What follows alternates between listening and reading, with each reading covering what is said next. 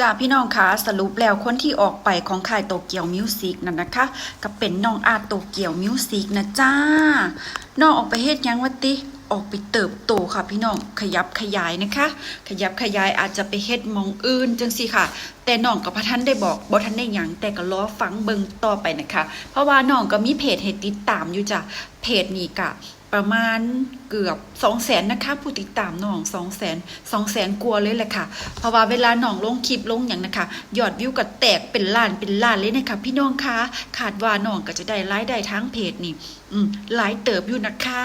แล้วน้องให้ช่องต่อนำเด้อค่ะช่องต่อเวลาน้องลงคลิปนั่นโอ้ยแตกหลายล้านเลยนะคะเป็น10ล้านเลยนะคะพี่น้องให้ช่องต่อน้องก็สิเฮ็ดขายของมีค่าคอมน้ำนั่นนะจ้าแล้วหลายคนก็ยังบ่รู้ว่าน้องอาร์ตน้องเจนนี่สิออกน้ำบ่อันนี้ก็บ่รู้เด้อค่ะเอาไว้เป็นอนาคตเด้อจ้ะแล้วบัดนี้งานต่างประเทศที่น้องอาร์ตรับไว้นั่นค่ะก็ไปคือเก่านั่นนะคะพี่น้องคะบาหลอกบาเล่นที่เจ้าภาพเพิ่นติดต่อไว้นั่นนะคะน้องก็ไปคือเก่างานอันใดที่ยังมีอยู่น้องก็เคลียร์คือเก่าค่ะน้องอาร์ตนี่ก็ไปล้าม้าไหวนะคะม้าไหวผู้ใหญ่บ้านฟิเลนเอากระเช้ามาไหวล้าพากันน้ำตาไหลน้ำตาซึมค่ะเพราะว่าร่วมงานกันมาก็2 ปีนะคะน้องอาร์ตนี่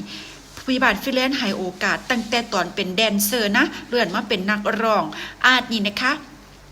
แม่ฮักFCหลายเด้อได้ติปได้มาหลายเด้อพี่น้องเขากุมปิดนี่โอ้ยได้มาบักหลายนี่นึงเนาะจ้ะแล้วน้องอาร์ตนี่รอน้ำค่ะรอหุ่นดีเต้นเก่งร้องเพลงเก่งเรียกได้ว่าเก่งทุกอย่างนะคะเวลาร้องเพลงนี่อู้ยเต้นวัดสันพี่น้องนะคะ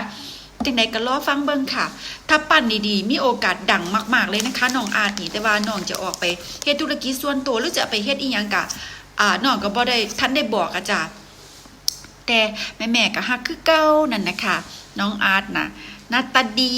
นะคะเป็นนายแบบได้เลยแหละสูงเลยแหละค่ะทุกคน FC บางคนก็ถามว่า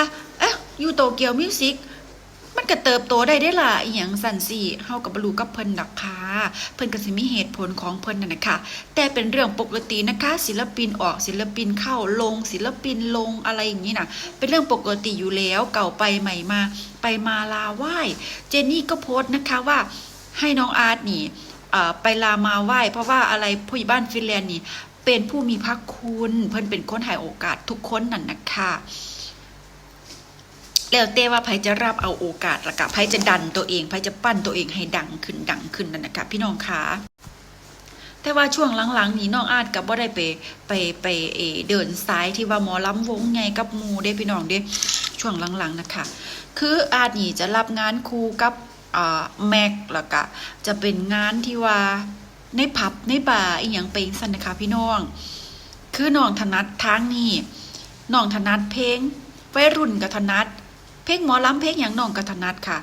ทั้งร้องทั้งเต้นไปนำมาคู่กันกับชอปเปอร์เด้คู่หูดูโอเด้ชอปเปอร์นี่ก็ถูกโยงเด้เรื่องที่ว่าอาร์ตออกนี่เกี่ยวอะไรกับชอปเปอร์หรือเปล่าอะไรเงี้ยแต่ชอปเปอร์ก็ออกมาโพสต์ค่ะว่าไม่เกี่ยวกันกับน้องชอปเปอร์เด้อ